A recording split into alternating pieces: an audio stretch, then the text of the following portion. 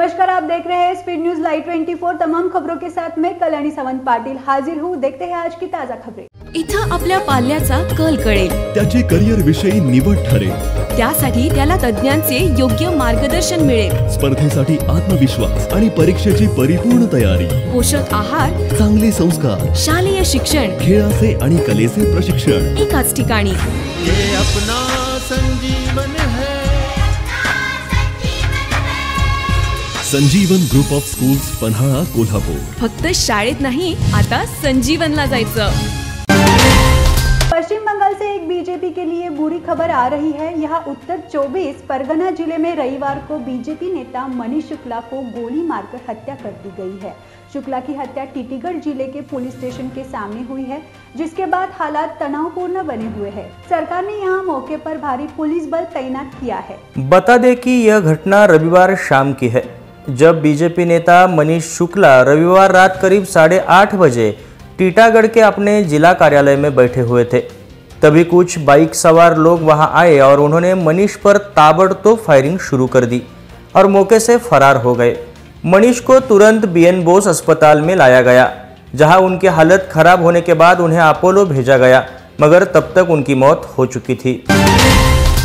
बॉलीवुड अभिनेता सुशांत सिंह राजपूत की मौत मामले पर अभी भी सीआईसी बयानबाजी जारी है। इस मामले में सीबीआई के द्वारा गठित एम्स पैनल की रिपोर्ट से इस बात की पुष्टि हो गई है कि यह आत्महत्या का मामला है।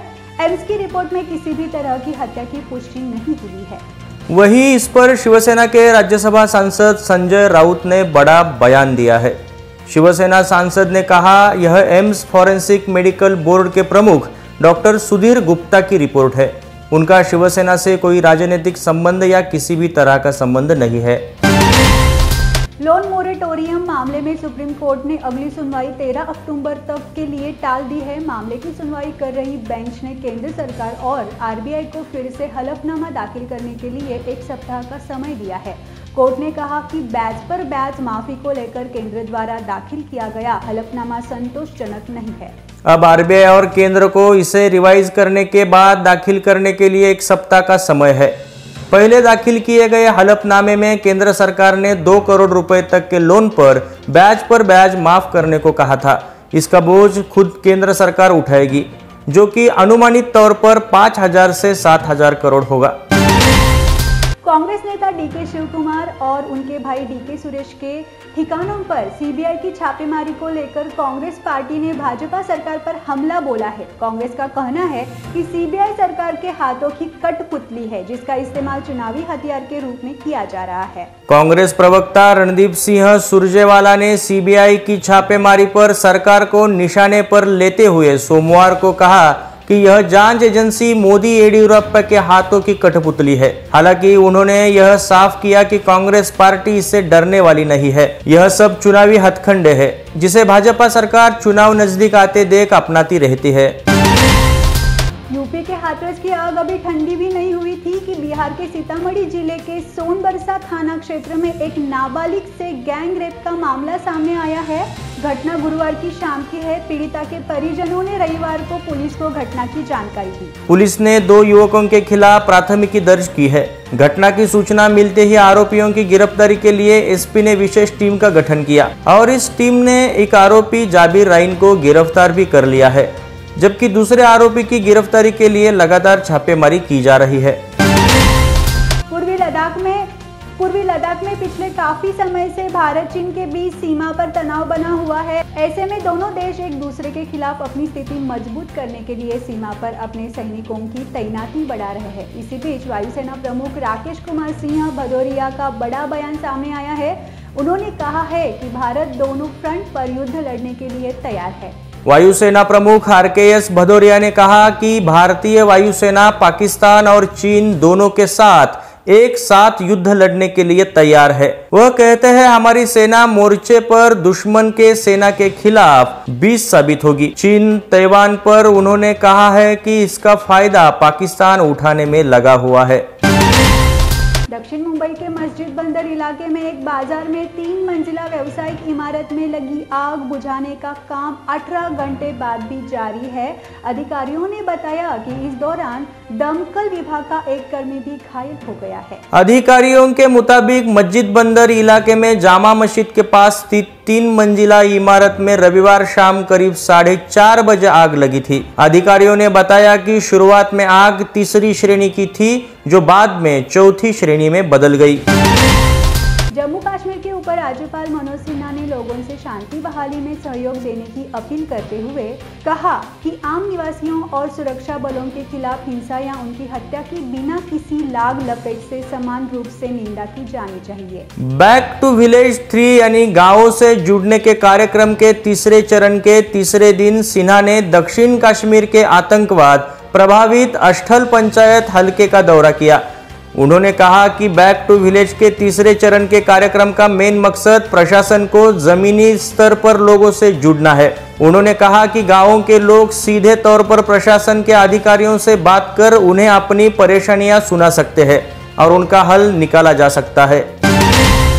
सुशांत सिंह राजपूत की मौत के मामले में हत्या की आशंका को एम्स की रिपोर्ट में खारिज किए जाने के बाद शिवसेना ने सोमवार को कहा कि इस मामले में मुंबई पुलिस को बदनाम करने वाले नेताओं और समाचार चैनलों को महाराष्ट्र से माफी मांगनी चाहिए।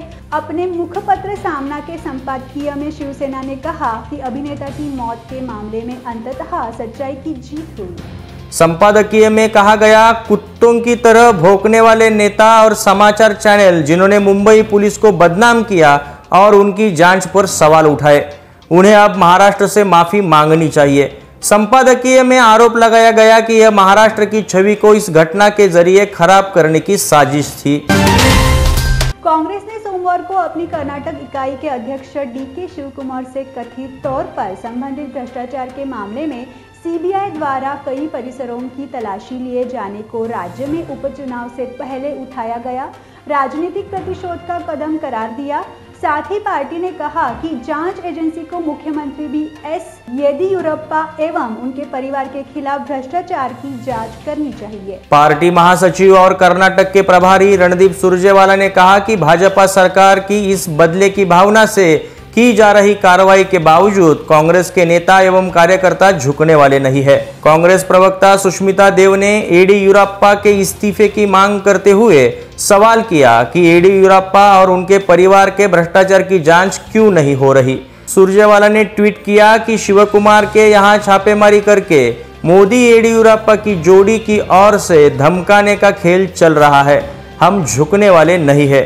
CBI को येदियुरप्पा सरकार के भ्रष्टाचार का भी खुलासा करना चाहिए।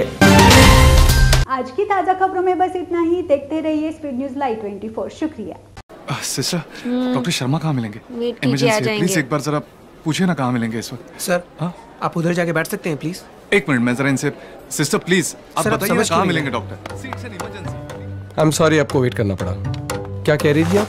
अरे ये बच्चा, अरे कोई पकड़ो इसे। कहाँ जा रहा है? रुको, ओए। अरे रुको, कहाँ भागे जा रहे हो? सॉरी डॉक्टर अंकल आपको इतना भगाने के लिए, पर मेरी मम्मी के पेट में बहुत दर्द हो रहा है और ये लोग आपके पास आने ही नहीं देते। डॉक्टर, ये वो HIV केस है। हाँ तो? आप लोग यही पहन के सब लोग को ठीक करते हो ना, तो मेरी मम्मी को भी ठीक कर दो ना प्लीज। डिलीवरी की तैयारी करो जल्दी। यूनिवर्सल प्रिकॉशंस पे भरोसा करके हर रोज हजारों डॉक्टर्स इलाज करते हैं लाखों मरीजों का, उनका भी जिन्हें HIV है। जब साथ है सुरक्षा तो डरना कैसा?